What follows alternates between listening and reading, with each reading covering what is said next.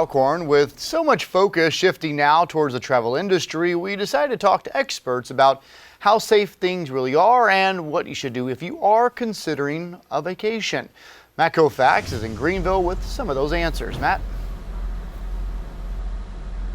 Yeah, Cody, I'm here at Travelers International. You can see that the sign right here on Travel Agents International's door telling them that because of the coronavirus, they're only doing phone appointments. Has been here since the pandemic started, but even part-time or part owner Deborah Metcalf tells me that those announcements have been few and far between.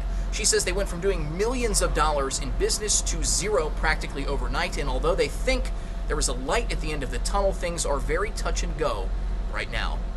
Deb Metcalf says this pandemic has fundamentally changed the travel landscape. We don't expect to see any type of commissions coming in maybe until fourth quarter. And that is if things continue to improve, as some states believe they are either at their peak or on the decline in COVID cases. A lot of people have rescheduled their business for next year. She says certain areas are opening sooner than others. It looks like the Caribbean, most everything's opening up for June, July, and on into third and fourth quarter. But just because some places allow travel doesn't mean there are things like hotels and other places open once you get there, which makes her job tricky. Airlines have been real good about letting us get deposits back, moving the business. Most of the cruise lines have allowed us, again, to rebook. Speaking of, just today, Carnival announced its plans to start sailing August 1st, which led us to wonder, how safe is it? I think that's the million-dollar question. You know, it's one of those things that it's going to be hard to know until we've tried a few things and rolled a few things out. Dr. Elliot Corder with Emergency MD says so much is unknown. He adds, in all likelihood, we won't know how exactly traveling will affect virus numbers until the first wave of people actually does it. I don't know that we'd ever find a perfectly right time. You have to eventually try and roll it out slowly and hope that it goes well. He does think airlines mandating mask wearing is the way to go and says there's really only two things you can do to minimize exposure. Washing your hands and wearing a mask, I think, is the two biggest things. Previous years, you would walk around and touch things and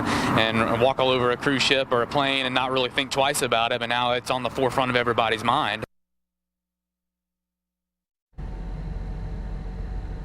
Dr. Corder adds that he believes people who want to travel will do so, saying it's important they minimize their contact with surfaces. He says doing things like avoiding railings, handlebars, and even elevator buttons if there's stairs or just an escalator that you can stand on without touching anything. Those things are advised, some practices that we should all start taking into account if we're thinking about traveling. Deb adds that she and all of her staff here want their clients to know about all safety precautions before they take off or set sail.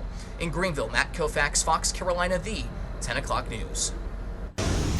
Matt, thanks so much. And if you go ahead with those summer vacation plans,